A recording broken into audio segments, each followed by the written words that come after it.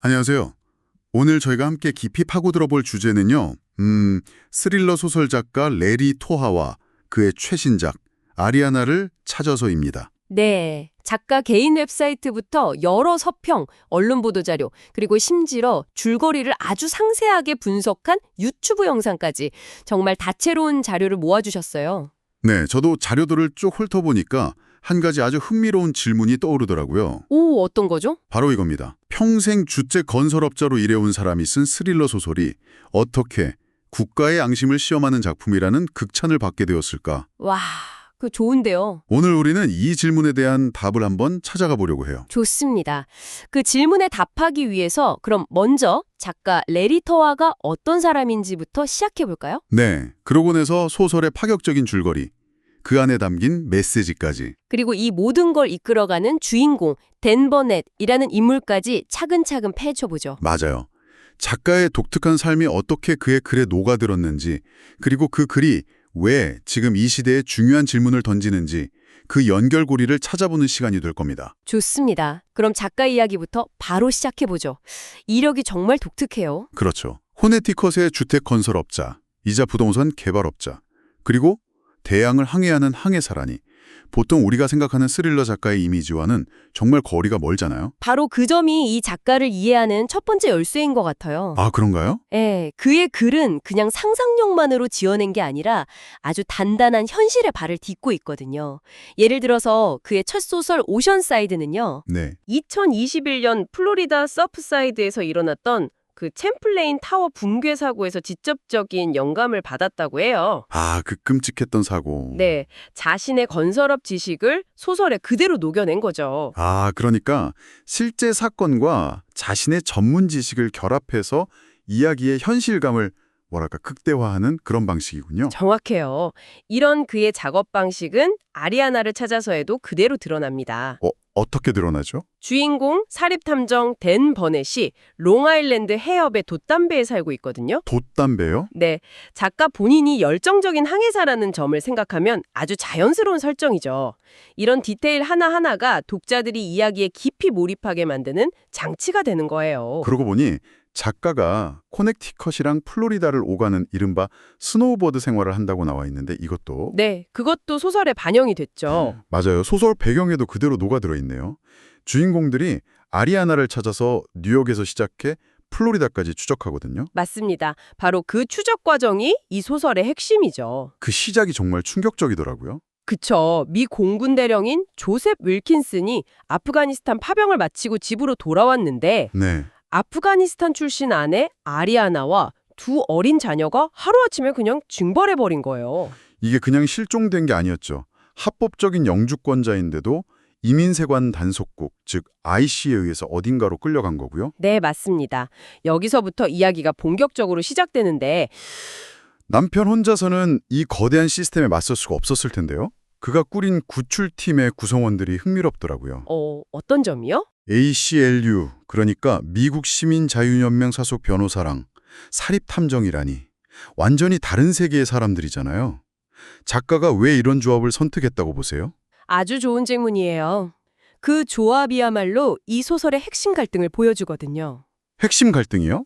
네, 변호사 세스보드너는 법이라는 시스템 안에서 싸우는 인물을 상징해요. 반면에 전직 NYPD 형사이자 사립탐정인 댄 버넷은 네. 시스템이 정의를 외면할 때 그 경계를 넘나드는 인물이죠. 즉, 합법적인 수단과 필요하다면 불법적인 수단까지 두 가지 접근법이 한 팀에 공존하는 셈이죠. 그러니까 이 소설의 진짜 적은 어떤 특정 악당이 아니라 IC로 대표되는 거대하고 비인격적인 시스템 그 자체라는 거군요. 바로 그거죠. 얼굴 없는 적과 싸우는 셈이니 독자 입장에서는 훨씬 더 답답하고 현실적인 공포를 느꼈을 것 같아요. 맞아요. 한 서평에서도 이걸 적법 절차가 사라졌을 때 어떤 일이 일어나는가에 대한 이야기라고 평하고 있죠. 네. 팀은 미로 같은 구금 시설들을 추적하면서 아리아나의 행방을 쫓는데 그 과정에서 더 큰 음모를 발견하게 돼요. 음모요? 네, 일부 부패한 관리들이 법적 절차를 무시하고 이민자들을 조용히 추방해버리는 비밀 프로그램을 운영하고 있었던 거죠. 잠깐만요. 그럼 단순한 행정착오가 아니라 의도적인 범죄였다는 거네요? 그렇죠.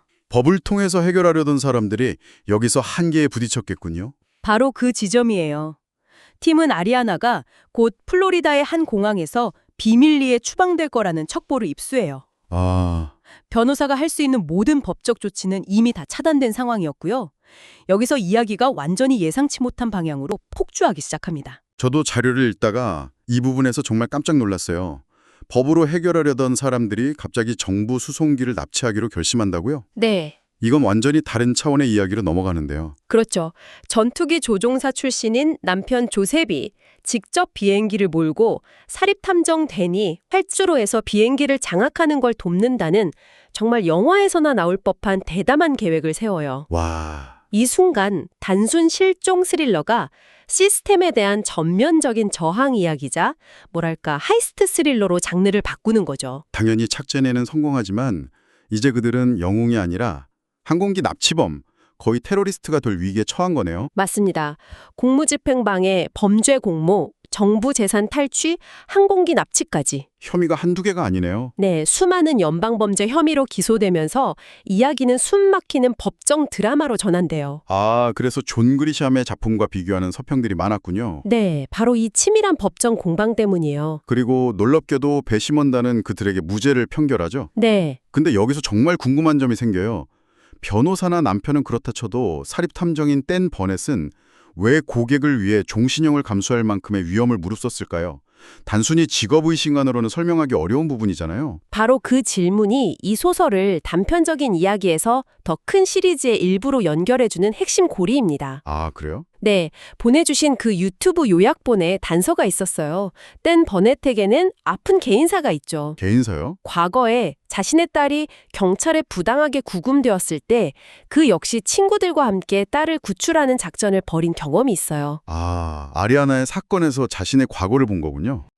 댄 버넷이라는 캐릭터를 이해하는데 아주 중요해요. 다른 시리즈 작품들을 봐도 그는 항상 이렇게 시스템의 회색지대에서 활동하는 인물로 그려지거든요. 회색지대요? 네, 법이 정의와 동의어가 아닐 때 그는 기꺼이 선을 넘을 준비가 되어 있는 인물이죠. 그렇군요. 그러니까 아리아나를 찾아서는 그의 이런 신념이 가장 극단적인 시험대에 오르는 이야기라고 볼 수 있겠네요. 맞습니다. 그저 돈 받고 사건을 해결하는 탐정이 아니라 시스템이 외면한 정의를 실현하려는 확고한 도덕적 잣대를 가진 인물이군요. 맞아요. 그래서 그는 단순한 조력자가 아니라 이 이야기의 또 다른 주인공인 셈이에요. 이 작품이 더 큰 댄 버넷 유니버스 안에서 어떤 의미를 갖는지 이해하게 되는 거죠. 자, 그럼 이제 마지막 터질 조각을 맞춰보죠. 소설의 결말이 아주 인상적이에요. 그렇죠. 저도 그 부분이 가장 흥미로웠어요. 정부기관의 부패 때문에 가족이 해체될 뻔한 끔찍한 일을 겪은 아리아나가 기자들 앞에서 미국은 위대합니다 라고 외치잖아요. 솔직히 좀 아이러니하게 들리는데 이 장면을 어떻게 받아들여야 할까요? 이건 결코 순진하거나 어리석은 발언이 아니에요. 오히려 작가가 던지는 가장 정교하고 강력한 메시지죠. 강력한 메시지요? 네, 여기서 작가는 미국의 시스템과 미국의 이상을 의도적으로 분리해서 보여주는 것 같아요. 시스템과 이상을 분리한다고요? 좀 더 설명해 주시겠어요? 네, 아리아나가 겪은 ICMA의 부패한 시스템은 분명 실패했고 끔찍했어요. 그렇죠. 하지만 생각해보세요.